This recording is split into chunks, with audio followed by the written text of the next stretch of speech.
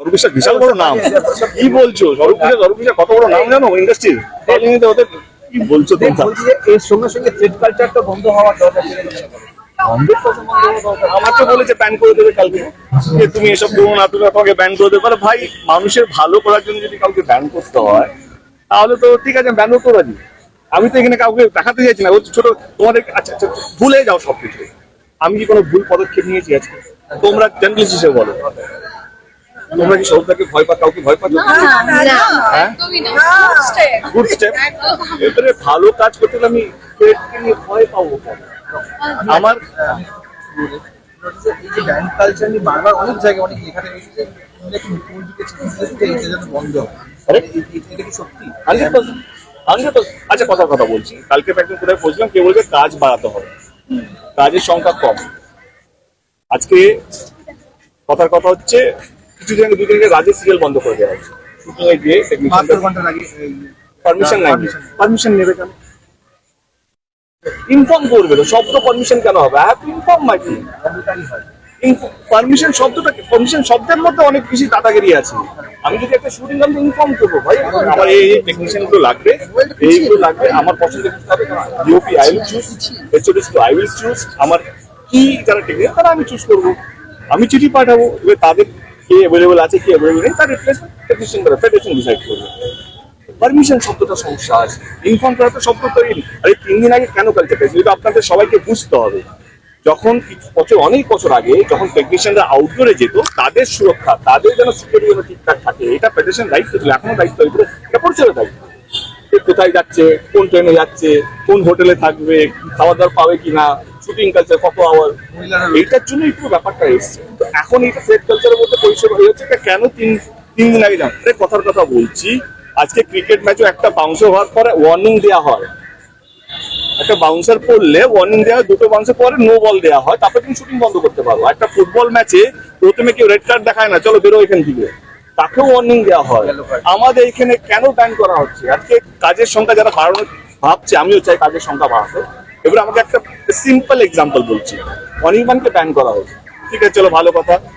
অনির্বাণ বছরে 2টো ছবি করতো, 20 দিন একটা মিনিমাম ছবি ধরি, 20-40 দিন 2টো ওয়েব সিরিজ করতো, 20-40 দিন, তারপরে 80 দিন। এই ওয়েব সিরিজ বাড়িতে 100 জন করে কাজ করতো। 80 দিন মানে 8,000 লোক, 8,000 টেকনিশিয়ান, ও ডিরেক্টর বছরে একটা করে ছবি করতো। আরো 20 দিন ধরলাম, 100 দিন। 100 দিনের কাজ করতো শুটিং এ, সিনেমা শুটিং আমি ধরছি, চলো 125 100 ধরে নিলাম। 100 আর 100 কত জন? 10,000 লোক। আমি ফেডারেশনকে কি বলছি? আমি অনির্বাণকে ব্যান করছি না, 10,000 টেকনিশিয়ান ব্যান করছি। অনির্বাণ কিন্তু একা ব্যান। অনির্বাণ গান গেয়ে নাচ গিয়ে ফাটিয়ে বেড়াচ্ছে, ব্যান করা হচ্ছে। এই 10,000 লোক টেকনিশিয়ান যারা পার ডে টাকা পেতো, পার শিফট টাকা পেতো, তারা কাজ পাচ্ছে না।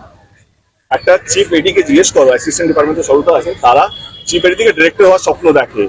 তাদের পরিষদ পেতে দম বেরিয়ে যে একটা পরিষদ পাওয়া এই সময়ে দাঁড়িয়ে, যদি পরিষদ পেয়েও যায়, তারা অ্যাক্টর পায় না। অনেক সময় গুম্বাদা চিফ দেবকে অ্যাফোর্ড করা যায় না, সেখানে ওরা ভাবে কেনা যে যাকে অ্যাফোর্ড করা, তার মধ্যে আমরা অ্যাক্টরকে ব্যান করে রাখছি।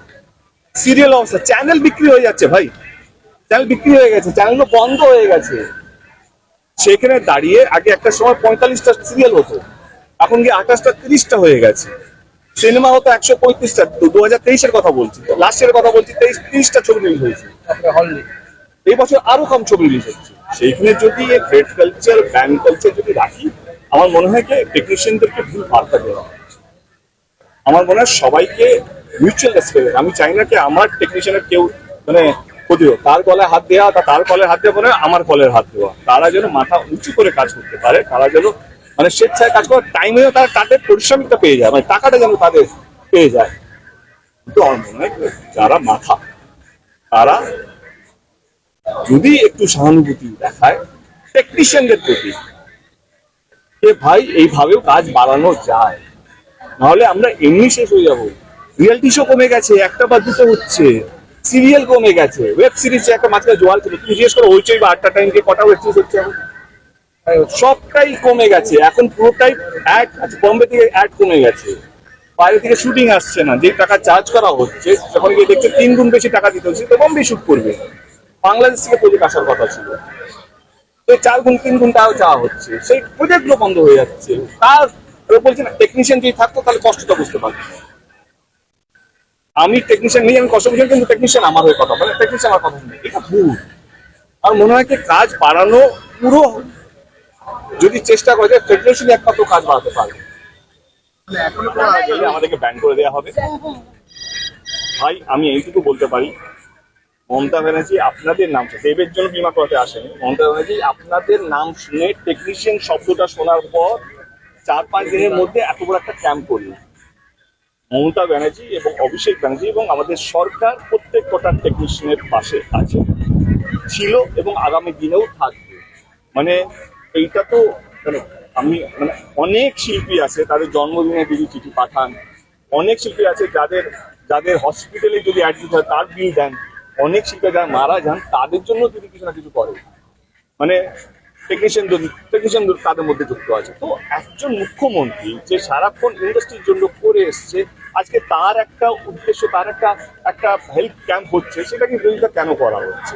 এটা দেবের কিছু নেই এখানে। দেব আমি নামও নিতে চাইছি না, যে আমি কিছু এটা নিতে অনেকে ভয়ও পাচ্ছেন, মানে নামই বলছেন, নামই নিচ্ছেন তো আমার বক্তব্য এটা পুরোপুরি টেকনিশিয়ানদের জন্য।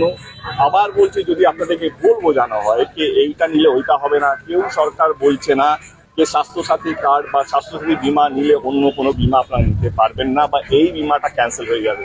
আমি 2014 থেকে এমপি, আমি আমার কি বলবো কেরিয়ার দিকে বলছি, জীবনে এমন কোনো দিন যাই যেদিন আমি হসপিটাল অ্যাডমিশন জন্য ফোন পাই না, দাদা এখানে একটা বেড করে দিন।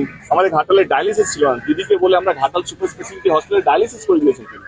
প্রত্যেক দিন কিছু না কিছু, কারো রক্ত দরকার, কারো বেড দরকার, কারো ওয়েটিং লিস্ট আছে, কত অপারেশন ওয়েটিং আছে, কেউ ভাই 1 মাস পরে ডেট পাচ্ছে, 2 মাস পরে ডেট পাচ্ছে। এই যে 5 লাখ টাকা না, তখন 5 টাকা মনে হয়। জিজ্ঞেস করুন ওই রোগীর বাড়ির লোকেদের যে 1 লাখ টাকা, তখন 1 টাকা মনে হয় কি জলের মতন টাকা খরচা হচ্ছে। আজকে আমি কত বড়, আমার নিচে কত লোক আমার কথা শুনে যাচ্ছে না, সেটা থেকে বড় কথা কত লোককে বাঁচাতে পারলাম। আমার উদ্দেশ্য হচ্ছে যে যেই টেকনিশিয়ানরা যাদের বীমা ক্যান্সেল হয়েছিল তারা যেন সুস্থভাবে নির্ভয়ে বাঁচতে পারে। যদি শরীর খারাপ হয়ে থাকে তাদের কাছে মমতা ব্যানার্জির কার্ড আছে, তার নাম হচ্ছে স্বাস্থ্যসাথী কার্ড। এটা এই যে দাঁড়াবে 2014 থেকে। আমার মনে হয় এটা পুরোপুরি পার্টি ওরিয়েন্টেড। পার্টি যাকে বিশ্বাস করবে তাকে দেবে, সেটা স্বরূপ বিশ্বাস হোক বা অন্য কোনো বিশ্বাস হোক, সেটা পার্টির ব্যাপার, আমি তার মধ্যে ঢুকবো না। আমিও চিঠি পাঠিয়েছি দিদিকে, সেটা হচ্ছে স্বাস্থ্যসাথীর জন্য, টেকনিশিয়ানের জন্য। পার্থক্য এটাই যে আমি টেকনিশিয়ানরা যেন ভালো থাকে, সুস্থ থাকে, সেটা চেষ্টা করি। কল্যাণী এক্সপ্রেসওয়ে দিয়ে গেলে এই জায়গা একদম মিস করবেন না। নৈহাটি রাজেন্দ্রপুর ব্লাইন্ড স্কুলের কাছেই রয়েছে এলাকার খুব জনপ্রিয় স্পট কেশরী ধাবা। এখানে আসলেই তুমি পাবে একদম ফুড কোর্ট ফিল, স্পেশাল টি, কফি, মকটেল কাউন্টার, সঙ্গে চকলেটস আর আইসক্রিম, সব এক জায়গায়। ভেতরে গেলে ইন্ডিয়ান আর চাইনিজ খাবারের সুন্দর আয়োজন চোখে পড়বে, সাথে ফ্রেশলি বানানো ধোসা আর ইডলি। লাঞ্চ হোক বা ডিনার, তোমার পছন্দের সবটাই এখন এক জায়গায়। আর যেটা না বললেই নয়, এখানকার কেশরি বিরিয়ানি, যার টেস্ট আর ফ্লেভারে একদম পয়সা উসুল।